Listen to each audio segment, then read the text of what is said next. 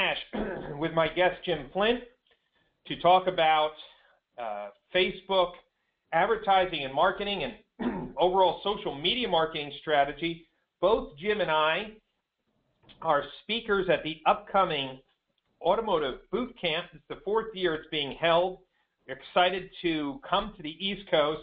If you haven't visited the automotivebootcamp.com website, right on the home page is the updated brochure where all the workshops will be listed, and both Jim from the local search group and myself from PCG will be conducting workshops and meeting with dealers, helping them with their strategy. And those of you who have not signed up for the boot camp yet, please write down this number, 908-601-6475. That's your personal boot camp concierge. Carrie Hemphill will pick up your call and offer you a great promotion to get you and your team to boot camp in Philadelphia. It's 2 weeks away from today, May 14th, so let's get your team out there. Jim, that's a great picture of you. That wasn't photoshopped in any way, was it? I'm sure somebody photoshopped it. Someone on my team probably made me look the best I possibly could. So. Man, you look great. Jim, would you tell everyone a little bit about the local search group? Sure. We're an automotive digital marketing agency that provides support to dealers in a Tier 3 environment to help them sell more cars more profitably through their digital efforts, through their digital marketing, basically. That's great. And I see you won some nice recognition from Driving Sales. That's right.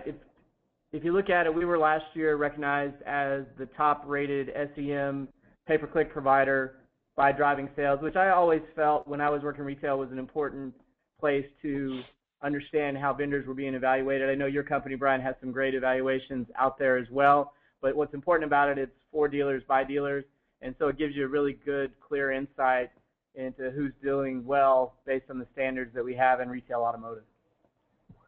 That's great. And for those of you who don't know me, I'm the CEO of PCG Consulting, the sister company of PCG Digital Marketing. We are a digital agency like Jim. We also provide in-store process consulting for BDC, lead handling, and best practice. And today we're excited to really talk about the ecosystem that social media falls in and how the games have changed in regards to Facebook marketing.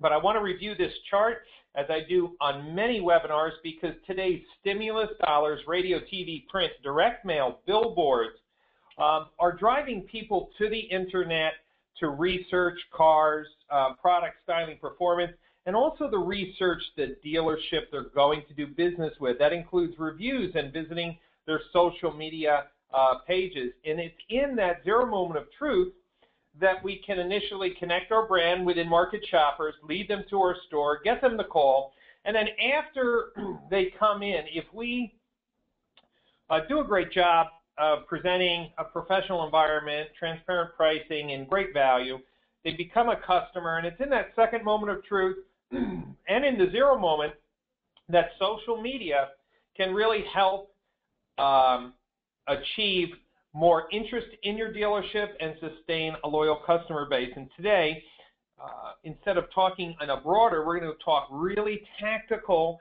so you can understand specifically why Jim and I are excited about the changes.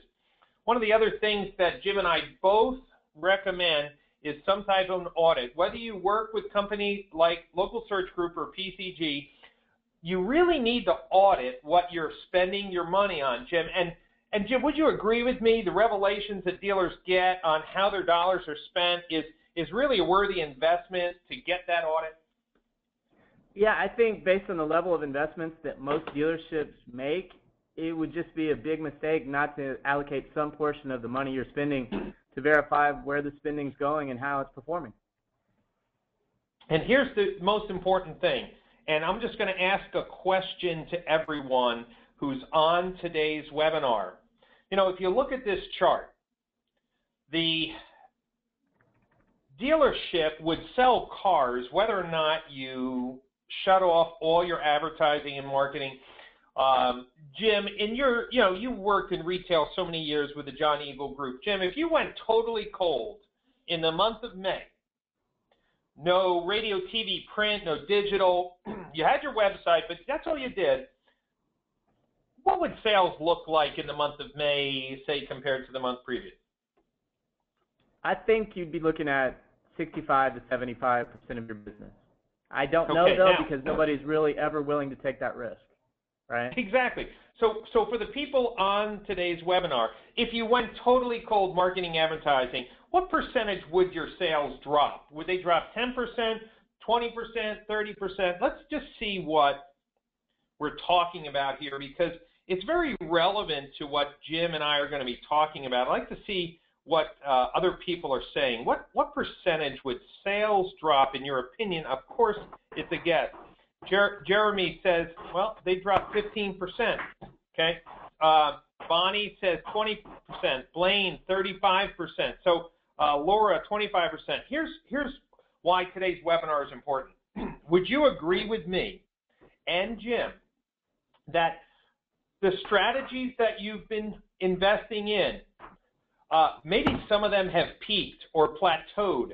We're looking for more incremental sales. That base is going to happen, but whether we're trying something new like whether we're trying traditional media or digital media, would you agree that your dealership is looking for that next jump, some new way to connect with consumers?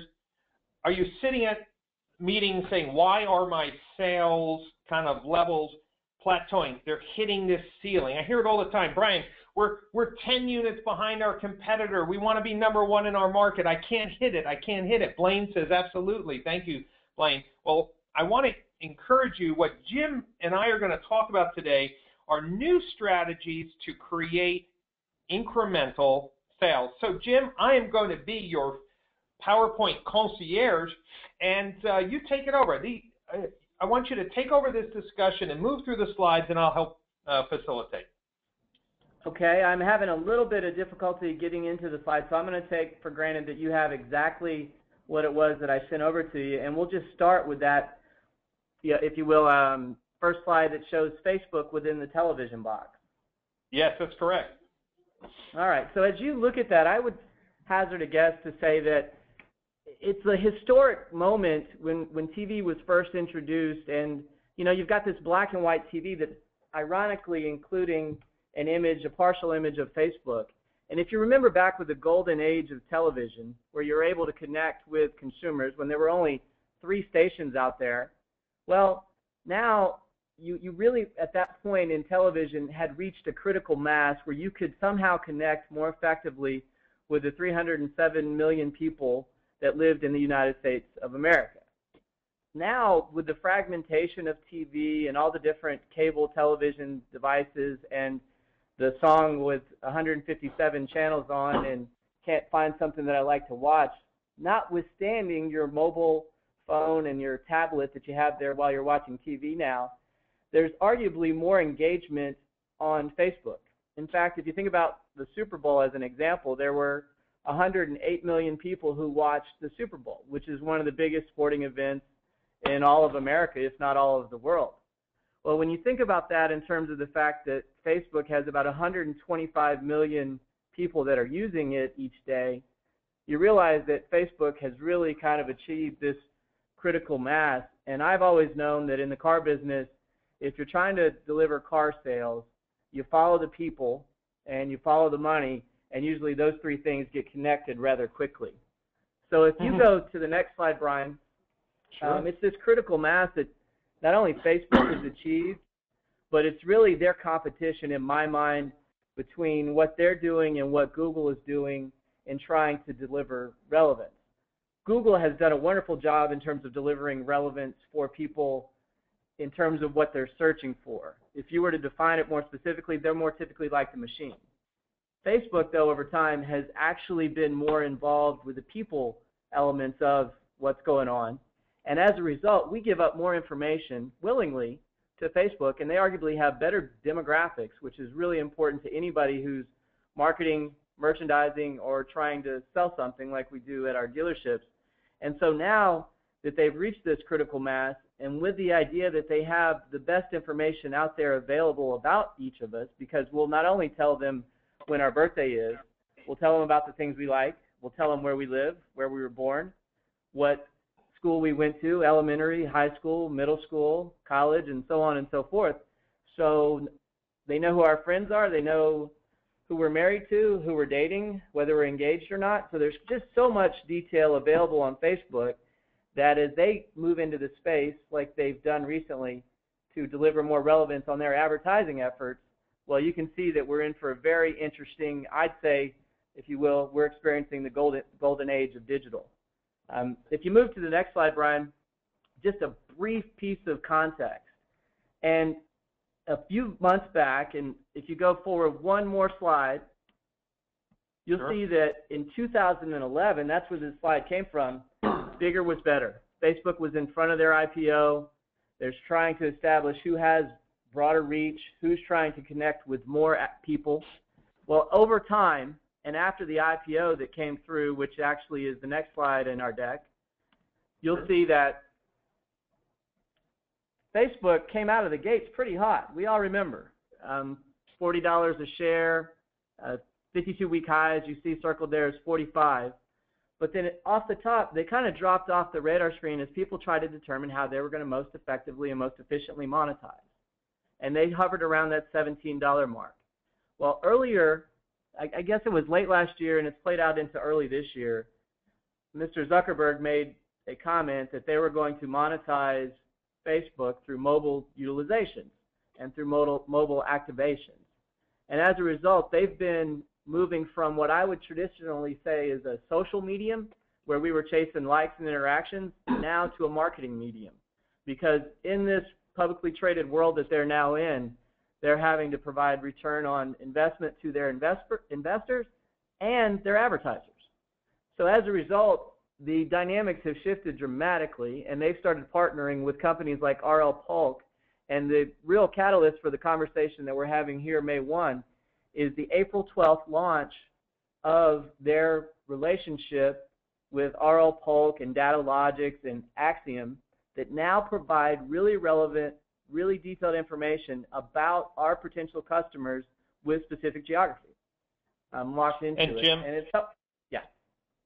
And Jim, I just want to add, I, like you, have been waiting and watching for Facebook to turn their social media platform into an advertising platform, and I have to commend them that they didn't bow into the pressure of the media investors to rush something to market.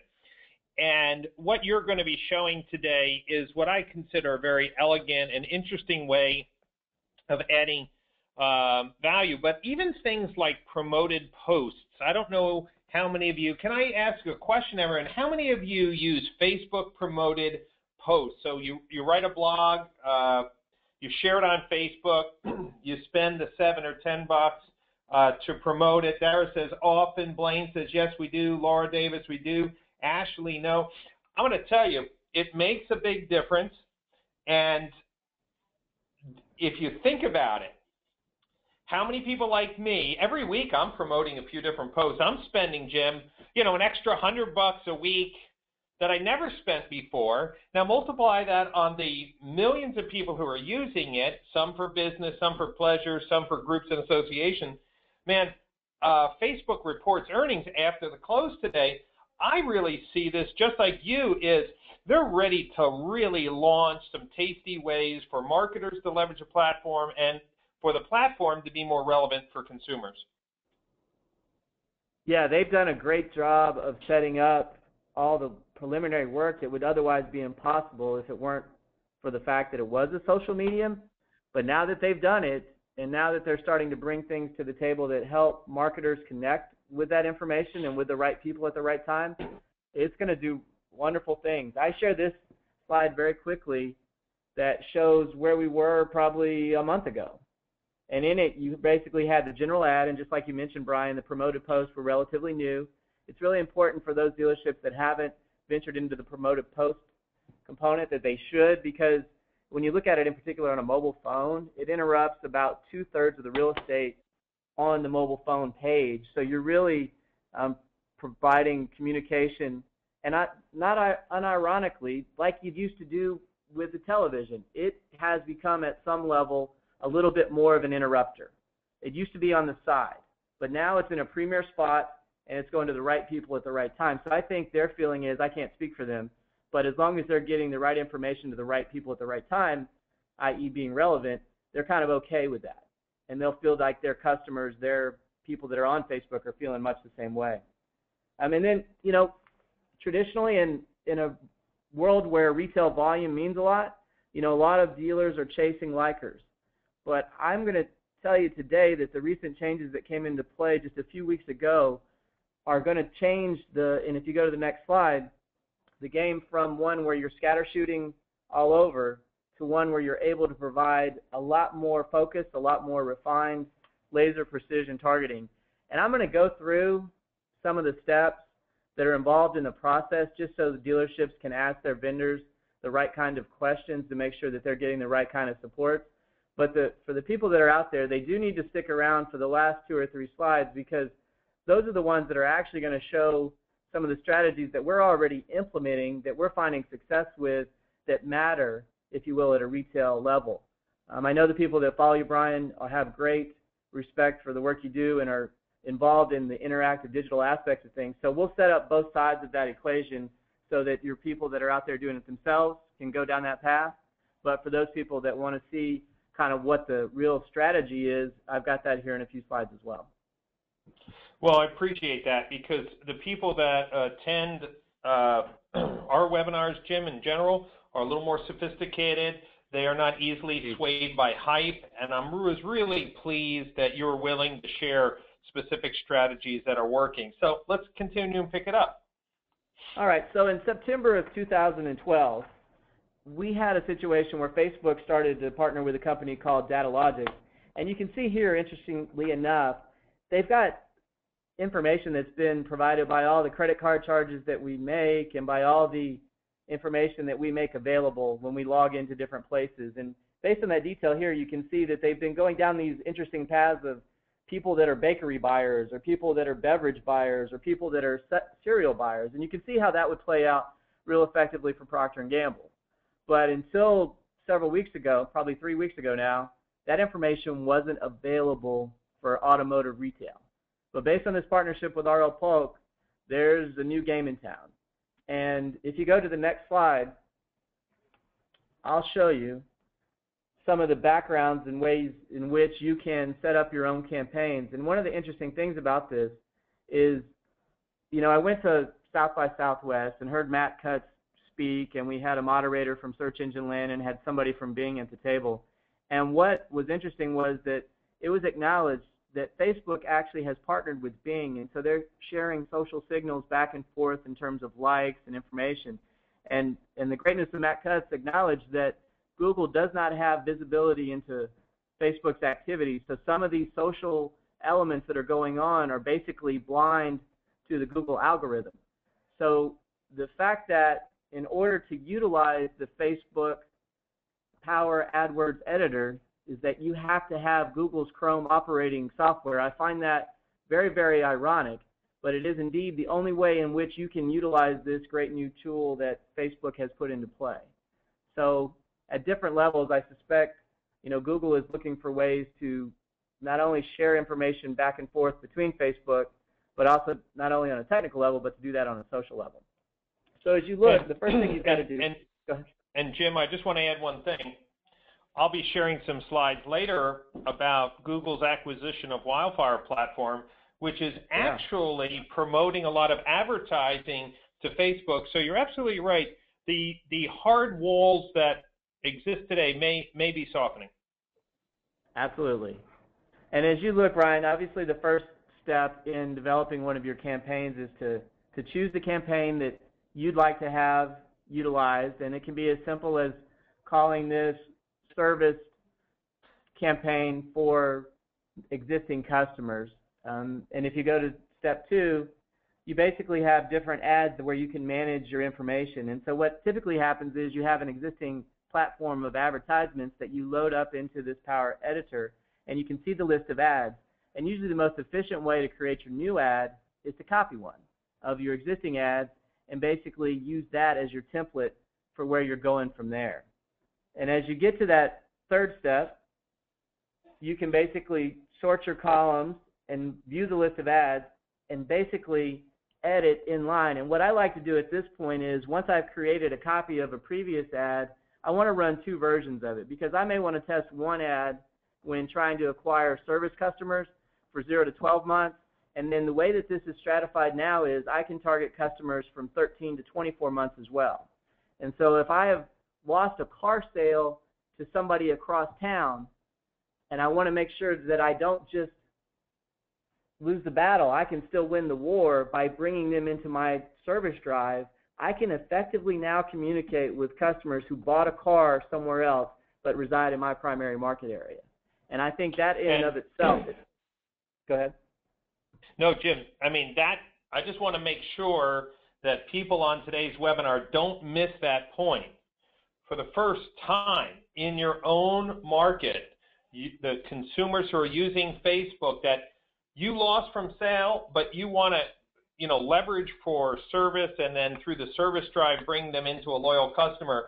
We never had that ability before, Jim, right, inside of Facebook. And if you don't take a copy of this webinar and send it to your fixed ops director, I'm going to come and start a fight, Jim. We're going to look up each person and call their fixed op, because what you're going to share is really powerful for car dealers looking to supercharge their fixed ops.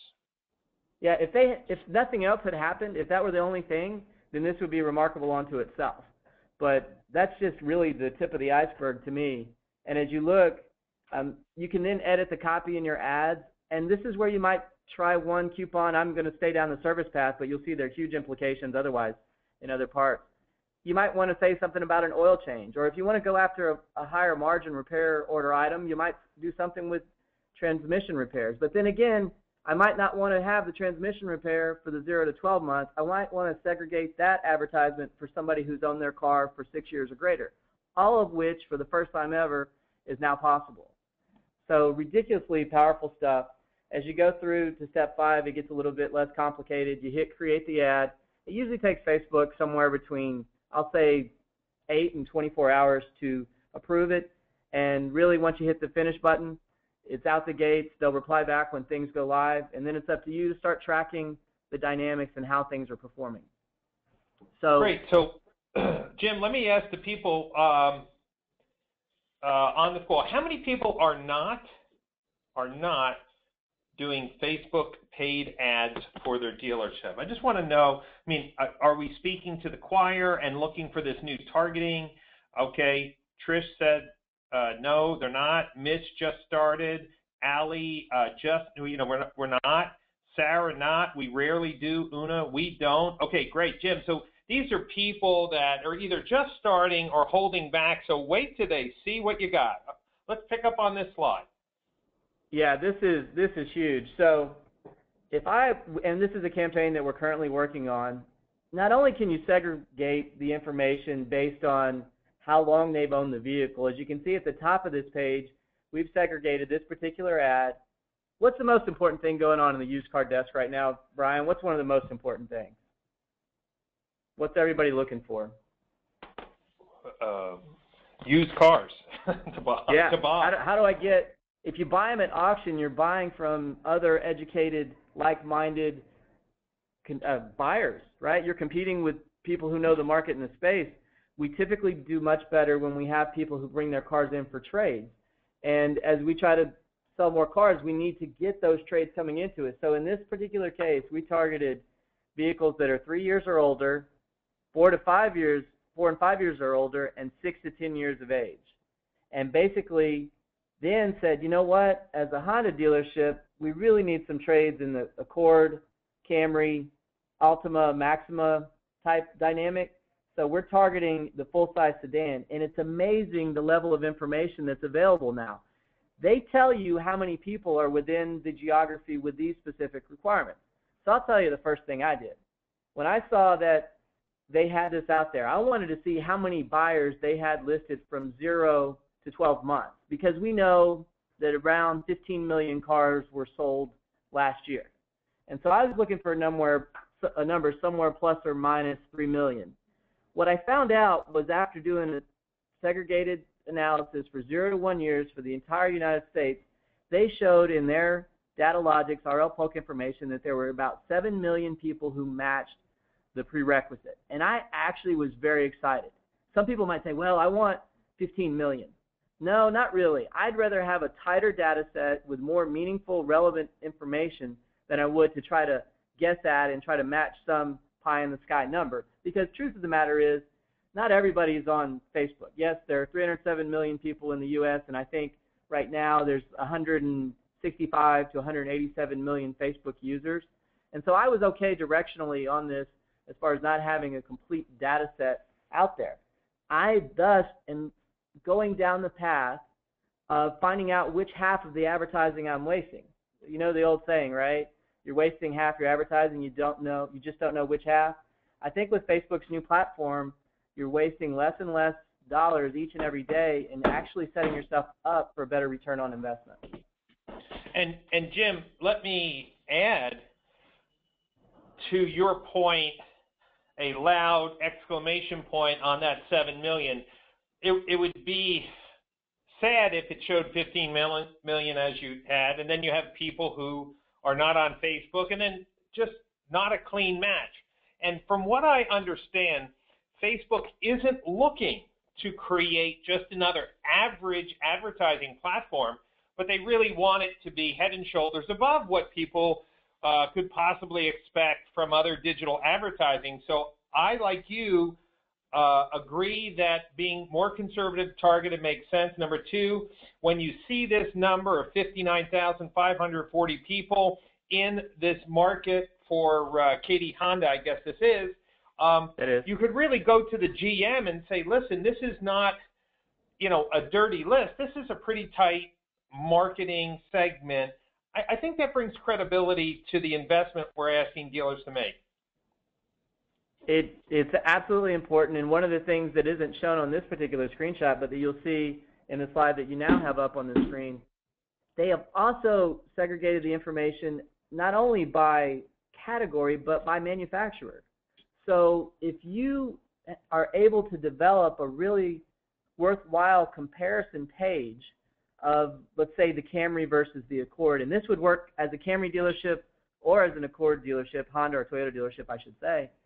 But if the information out there and your target in the geography around your dealership says that for these makes and models we have the best comparison information, you can now actually advertise to Honda and Camry owners, right? Their information is basically telling you where they are.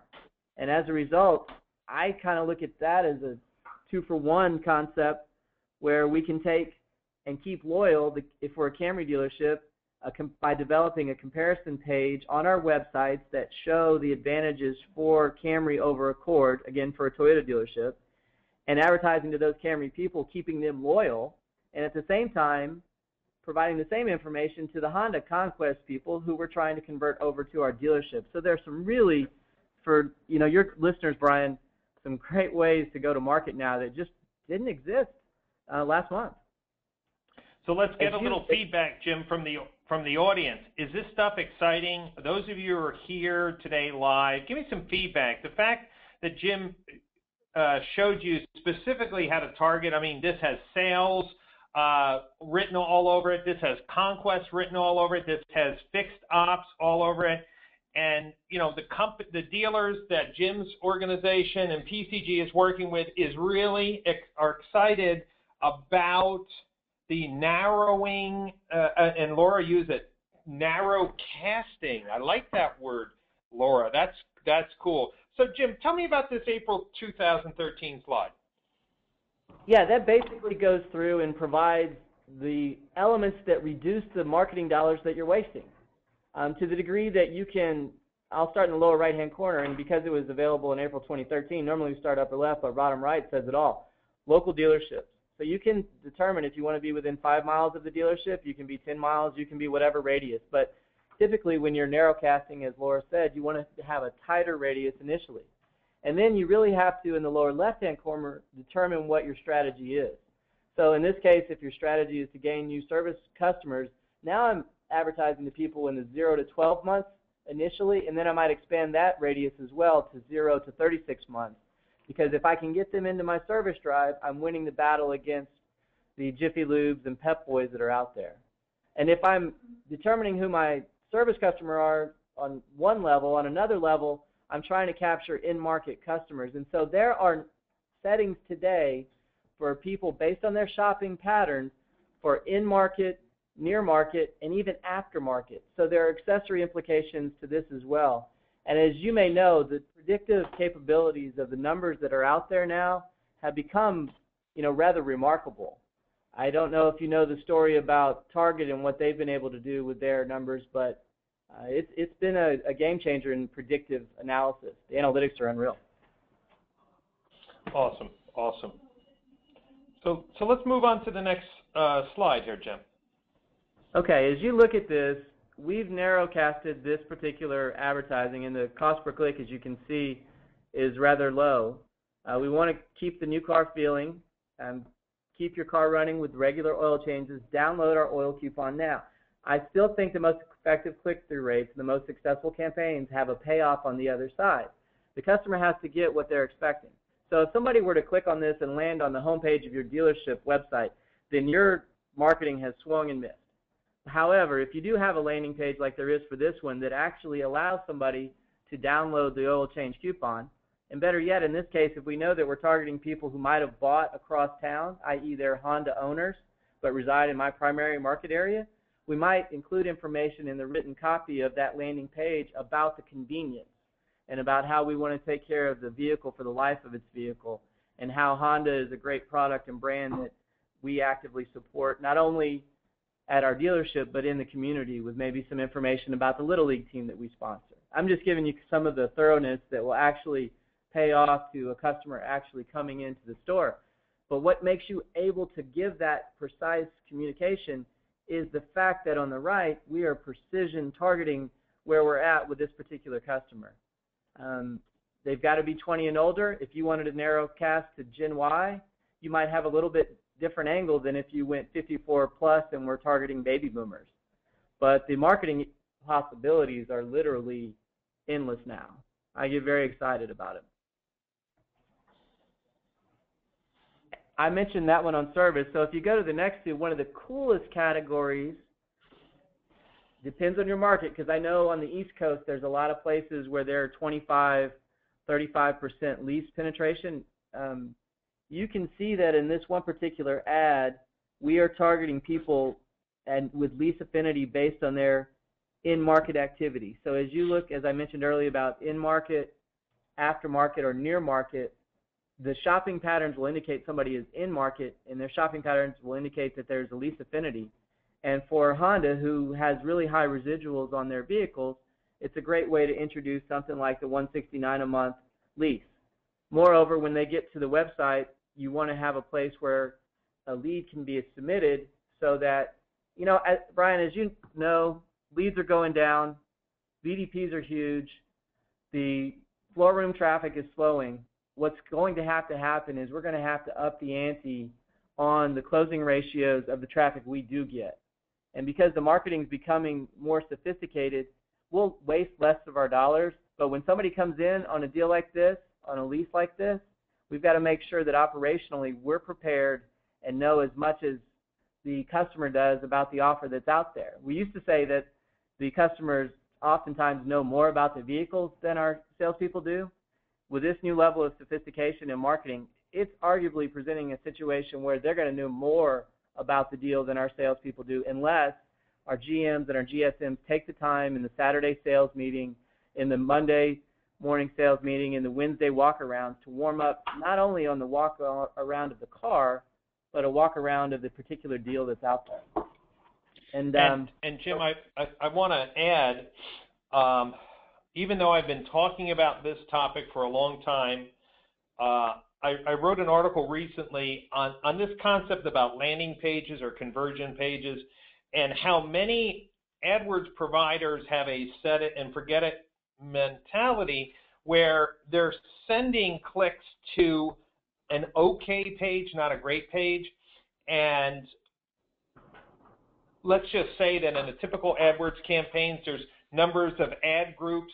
I don't know how sophisticated and deep dealers will start to get with targeting within the new data partners that Facebook's have, but I will tell you this, Jim, I couldn't agree with you more that dealers have to either invest in a competent advertising partner that's going to create custom landing pages and conversion experiences, or they better hire graphic artists and a content writer, but you really want those landing pages to sing, a custom video walk around of the 2013 Civic, a clear call to action of what they need to do if they're reaching the page after hours, and resources like view our testimonials and view,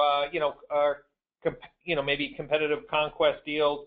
But this targeting will often get blown up, just like the targeting in AdWords, if you're not working to create the right conversion experience. Yeah, and I think, the dealers that can exceed expectations are going to be the ones that continue to win the market share and sales efficiency, total volume, and profitability categories. It just kind of all adds up quite nicely. That's right. The last thing on this slide, Brian, that I'll mention is the used car trades. I talked about it a little bit before, but when you know that somebody, as you can see down here, vehicle age 6 to 10 years or older, and we've kind of got this sense out there right now that our used vehicle fleet is the largest it's ever been within the history of the automotive industry because people have been holding on to their cars longer. There's been improvements in the quality of the vehicles. There was the recession that occurred nationally that turned into really an automotive depression in 08 and 09. So people have been more reluctant to move back into cars. So we've got this great opportunity. And oh, by the way, and all the used car directors know this, that when the government did the cash for clunkers, they pulled the bottom out of the market in terms of those, $2,000, $3,000, $5,000 cars that some people are looking to buy, and that dealerships typically make reasonably good money on. So with a campaign like this, you're able to target those people and have them bring in cars for you to evaluate on trade, which ultimately means not only do you make money on the trade, but in all likelihood, you're either selling a new used car, which would be kind of a paradox, if you will, or you're just selling a new car altogether. But either way, the ability to get those people in your dealership, that's huge. And again, and I'll reiterate the point and the requirement here, it's not just the ad, it's not just the targeting. I really believe it's got to be a payoff in terms of a landing page with the proper content that lets the customer know that your dealership is looking for used car trades and are very highly valuing them, that you'll match CarMax if that's what you're willing to do, whatever it might be. But you just want to make sure that when they click, they just don't land on your homepage and find nothing relevant to the ad that they just saw. And Jim, I also add one other thing, and you mentioned it about the need for dealers to have better processes to convert the leads. For the people that are on today's webinar, could you answer a question for me?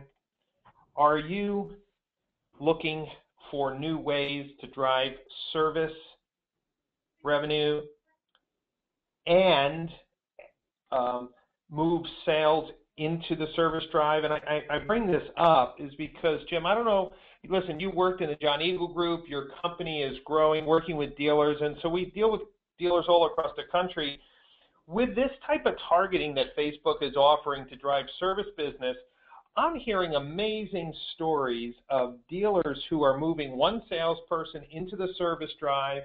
They're checking vehicles if they sold them, if they're in equity. They're getting great margins on the trade and great margins on the car because they weren't shopping, competitively crushing you on every penny, but also moving the sales process into the service drive. And Jim, I don't know if you want to touch on that, but now that we can really target, instead of going to direct mail companies, buying service acquisition lists or conquest lists, we have the ability to turn that service drive into a sales tool. You know, Brian, it's the funniest thing going on right now because there's a lot of customers with equity in their cars, probably more so than ever before. And if you are able to hire an individual to go out to the service drive, and I'd argue that provide me with a green P, and we could do this, and you would sell 20 to 25 cars a month just because of the market that we're in and the software that's available that lets you know when there's an equity position. But it's funny when you sit down with dealerships and talk about who's going to be responsible for it within the existing structures, because the first thing that happens is, and boy, do you have to have the right GM to pull this off, because the first thing that they say is, well, we don't want the service advisor to do it because they'll be working around their pay plan, right? They're getting paid on repair orders and customer pay amounts. And they're looking at that piece of it thinking, well, if I send business to the front of the dealership, I'm really not helping the service portion of our dealership, notwithstanding the trade-in that would be there in the PDI. So in that same meeting, when you've got a service director, the GM, GSM, assistant sales manager, the ASM becomes the natural candidate to do that. But he's like, but boss, I'm busy. I've got to do all the manager TOs. I've got to talk to all the sales team. I've got to keep them motivated. I just don't have time to be on the service drive. And then when you start talking about taking a salesperson off the showroom floor, which is your third step, or in my mind, the third thought that comes into play here, that doesn't really play out either. So I've found the dealerships that are most successful have a GM who gets the dynamics of all the operating departments within the dealership, and then literally is willing to go off the board, hire somebody who's dedicated to it, and then reap the benefits over and over again because it's generating profit for nearly every department in the store. And it's Tim, a tricky deal. Yeah, no, Tim said we've always used the service drive to harvest sales, and with this new Facebook tool, we could drive even more traffic. That's absolutely well. Jim, Bobby asked the question. I'm going to let you answer it. If you run a campaign like the ones that you're showing, are you paying on a per-click cost, or is it a CPM? I recommend a CPC because, and for all dealerships, I don't recommend CPM because CPM is just giving you branding exposure. What you want is retailing exposure, and retailing starts when somebody visits your website. And overall, you're going to find more, and I've tested it all, up and down, left and right, front and center. The CPC dynamic is the better play for retail activity, in my opinion. The CPM is more of a margin play for some of the retailers who might be selling this to you, right, to the agencies or the marketeers, because at the end of the day, until somebody clicks and shows up on your website, it's really not doing that much for you. And Jim, you know, I heard someone from Facebook actually make a counter argument as well. He said, Brian, listen, you know, we are in the business selling advertising. We know who click. So if you do CPC, you know, obviously we're going to show your ads to people who normally click on a lot of things on Facebook, may not be the widest audience, where on the CPM, there's, you know, you're paying for the broad exposure. So, and of course, I've always been a CPC leaner, but I will tell you now that the new data sets are out, definitely going to do some head-to-head tests, because it does make sense if you align the interests of Facebook to generate a click, or are you in a sense possibly allowing their algorithm to target people who just click?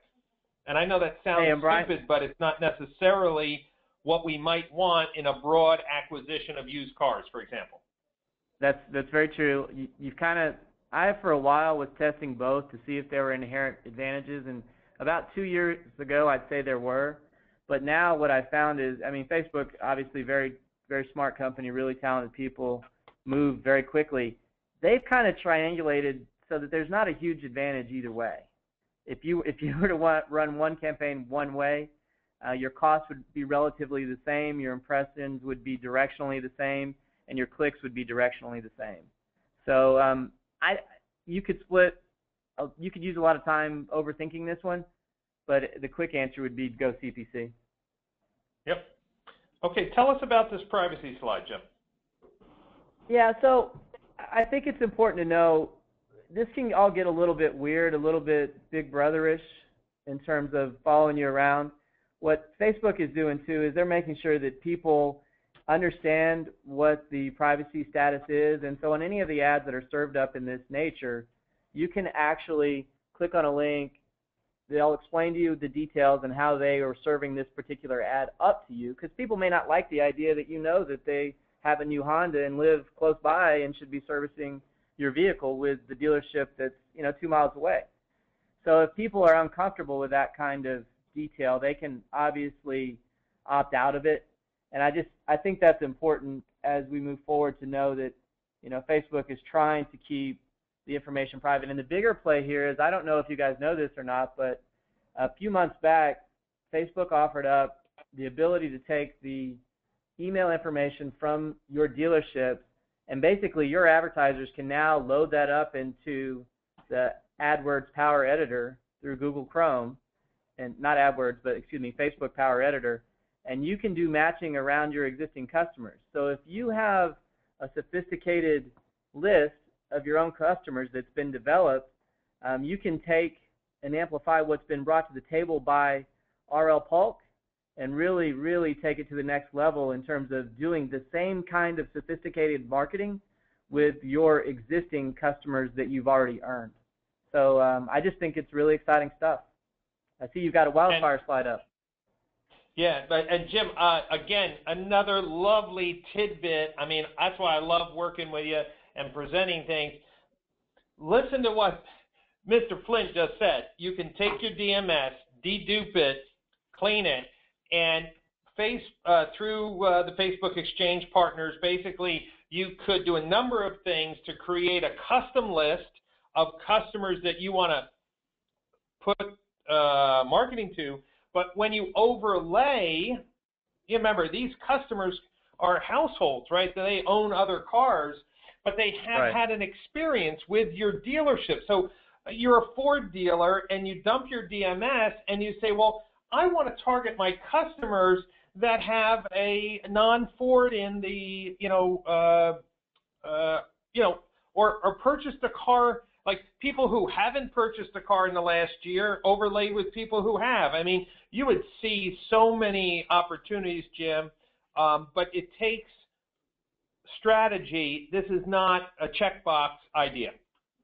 Not at all. You kind of got to figure out who you want to be and then go after it. So what it does, though, when you have, I don't think of it as inventory problems. I think of it as inventory opportunities. When that sales plan comes out from the manufacturer and you know that you're going to be into a particular category more heavily than you've ever been before, or that if you've got to sell down a particular unit to get the new unit that's coming in, let's go after those people in market, near market, that we already know, that might have a competitive make that's comparable.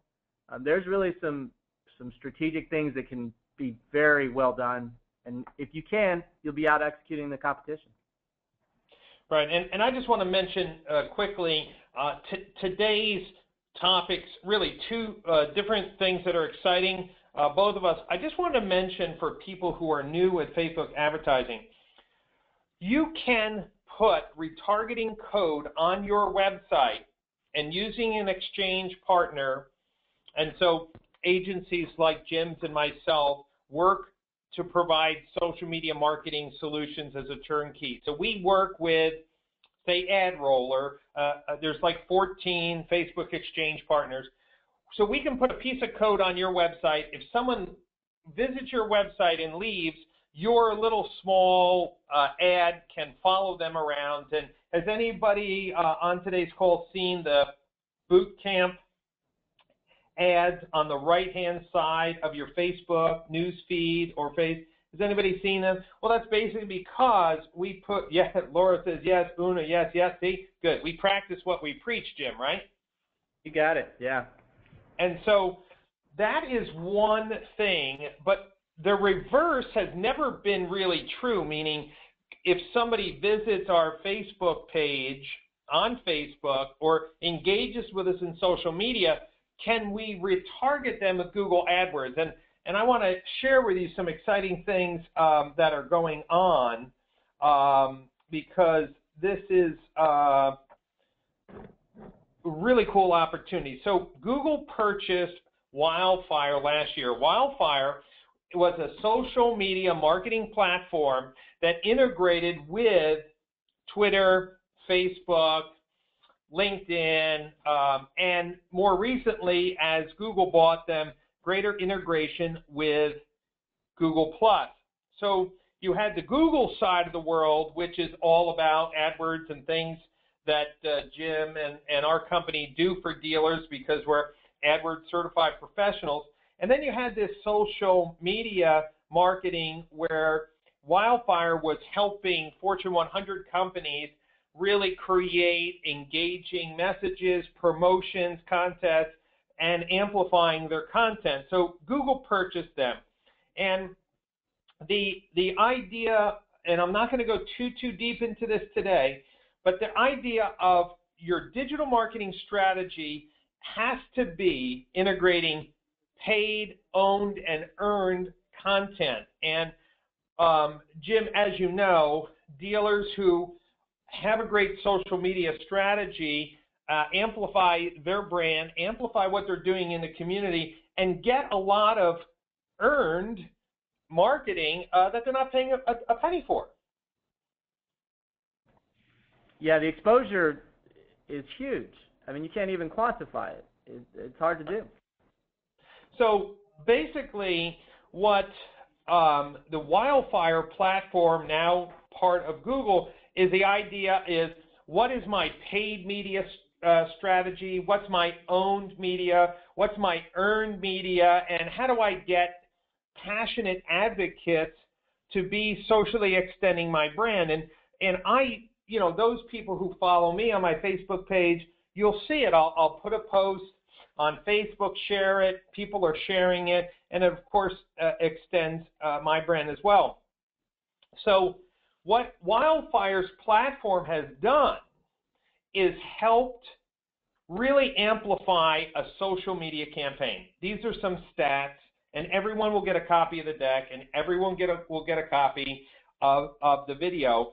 But basically, what I think in social media, and I would love to ask this question, I think that dealers would spend more on social media if there was analytics, real measurable analytics associated. Would you agree with me? Dealers would spend more on social media if they could really see the analytics and numbers. And I'm seeing yes, absolutely, yes, yes, yes. Well, this is what Wildfire does. It creates the content syndication tools, the promotions tools, the lead capture tools, and for the first time, even remarketing that you could do in Google AdWords.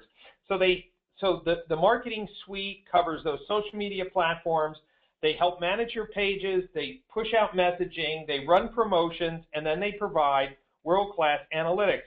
So we've seen, obviously, when we talk about promotions, this is an example of Honda of Los Angeles, where you can have a promotion where they claim the coupon, invite friends.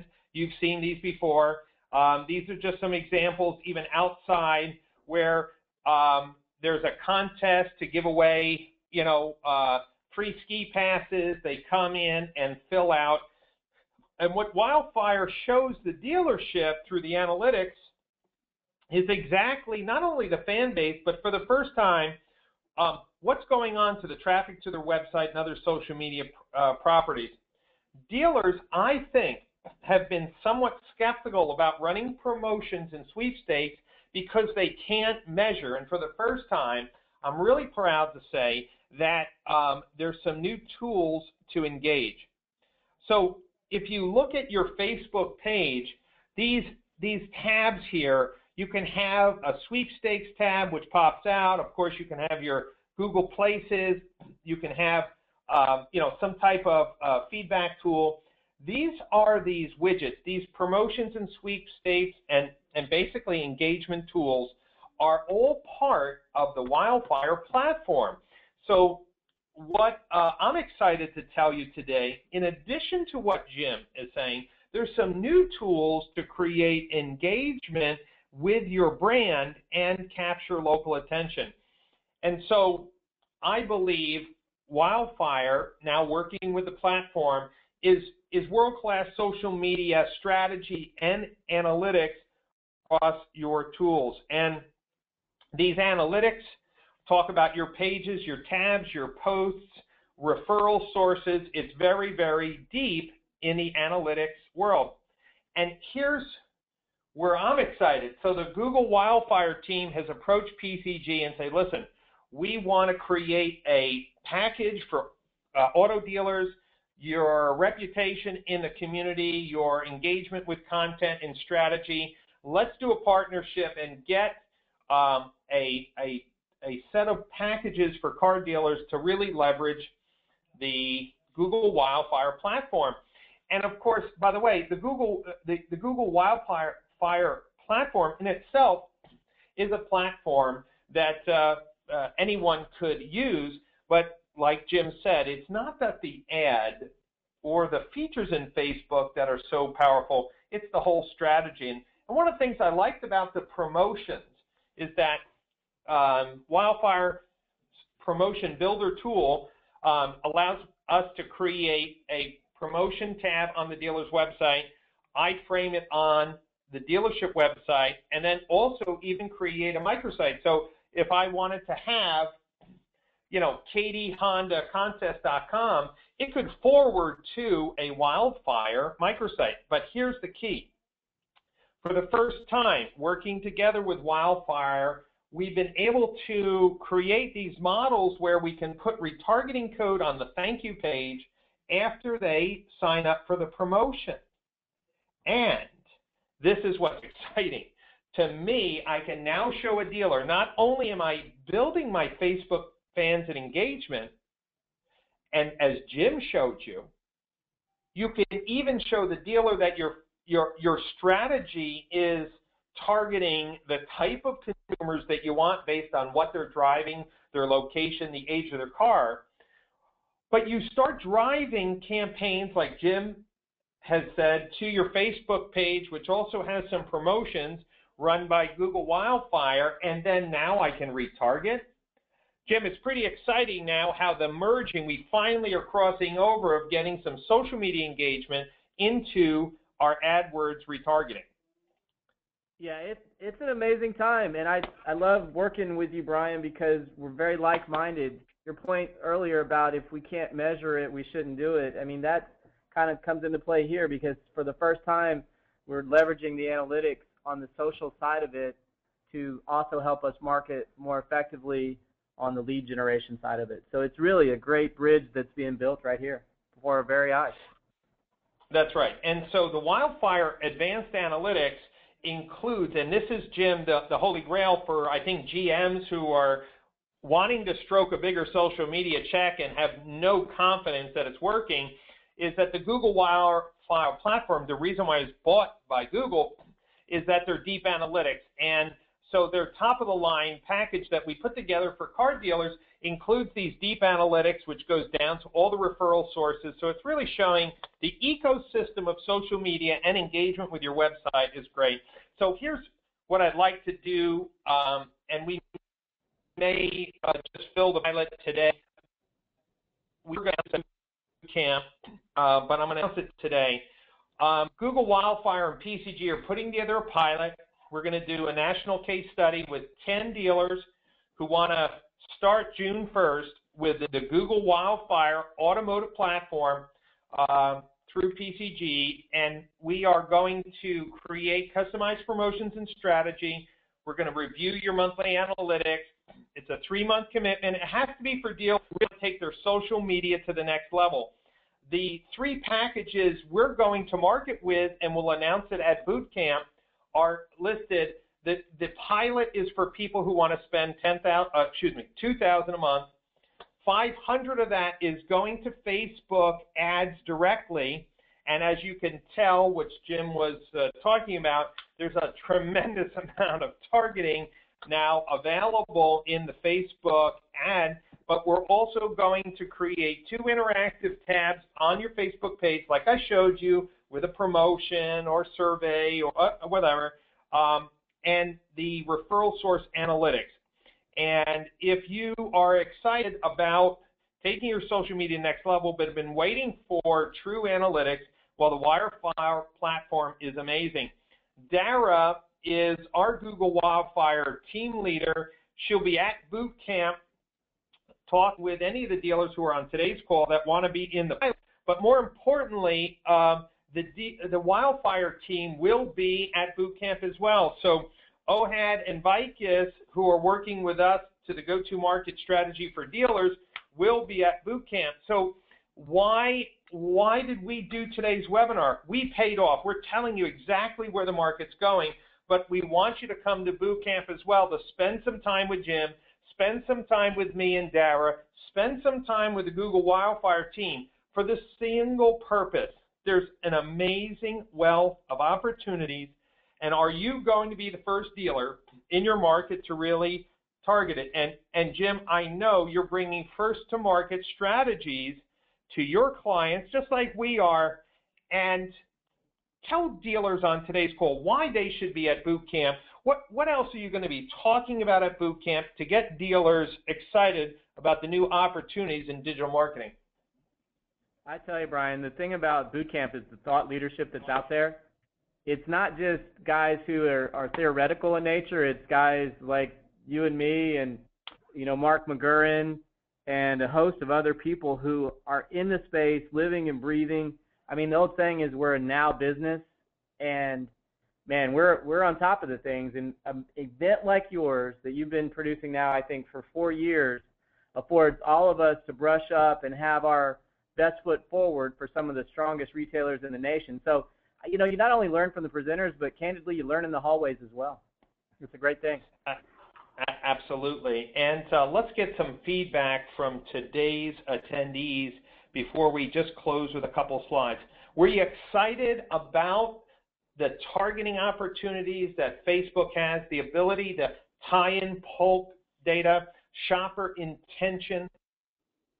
Are you excited that there's finally tools to measure your social media on Twitter, on Facebook, on Pinterest, on Google+? Are you excited that you have now promotions that can be tied into Google Ads retargeting? I mean, this is big. And I want to tell you specifically, when you get the link for today's webinar recording, you've got to show it to your GM. You have to show it to your fixed ops director. Listen, Jim and I are unique in a sense. We believe there's no competition in the world. There's 18,000 franchise dealers. We offer dealers compelling digital strategies. Everyone has a choice. Jim is a brilliant guy. I love his company. And, of course, I love our team. The bottom line is, it's not who you choose. It's just you have to do something, right, Jim? Jim, doing nothing after today's webinar would be tantamount to just missing an opportunity to grow. Yeah, you can right now, like never before, win a game that other people don't even know that's being played. And by working with a company like yours or mine, there's that opportunity grows exponentially, because that's what we're looking for, those opportunity segments. And they're coming left and right. And Jim, is Bruce Hart's a client of yours? He is. Yeah, he already said, Jim, add it. I want it. So isn't that great? I love when your clients. Yeah. That's right. So Bruce, congratulations, Jim. Great. He's like, yep, sign me up, Jim, for that Facebook stuff. So love the fact that everyone understands, and I can't encourage you enough. If you call Carrie, she'll give you a special promo to get you and your team out. Boot camp is a perfect opportunity to get your fixed ops directors out, your GM out, your internet marketing manager, all going to be there. I can't encourage you enough. There's Jim's contact information. It's the local search group. Jim at the local search group, and Jim is a consummate professional and a great speaker. He's one of the highest rated speakers at any of the events that we have, so top notch. And a little more gray and not as Photoshop. No. That's a little Photoshop, Brian. That's a little Photoshop. Yeah. It must be. It must everyone be. who registered. Everyone who registered will get an email with a video link and slide deck. If you want to be one of the 10 dealers to be in the Google Wildfire Pilot, you have to send me an email directly. There's only a few spots left because I called some of our existing clients that are social media advocates, and it would be a $2,000 a month commitment for 3 months. This is not a sales pitch. It's just a unique opportunity if you want to wrap your head around more advanced analytics. Jim, thanks so much for being part of today's webinar. I think you really excited people on the potential of really micro-targeting consumers on Facebook. And Jim, do you have a final word for the attendees today? No, just Brian, I wanted to thank you for the opportunity and the platform to keep advancing the digital automotive space. It's an exciting, dynamic area to be in, and I'm really looking forward to seeing you in Philadelphia in a few weeks. Well, great. Well, Jim, it has been a pleasure. And there's your session on Thursday, May 16th. So awesome. Thanks again, everyone, and look for the email by no later than tomorrow with a link to the video and slide deck. If you don't see it by tomorrow, just shoot me an email to Brian at PCG Mailer, and I'll shoot it out to you again. See everyone at boot camp, and make the investment to use social media targeting to win more customers in the zero moment. Have a great day.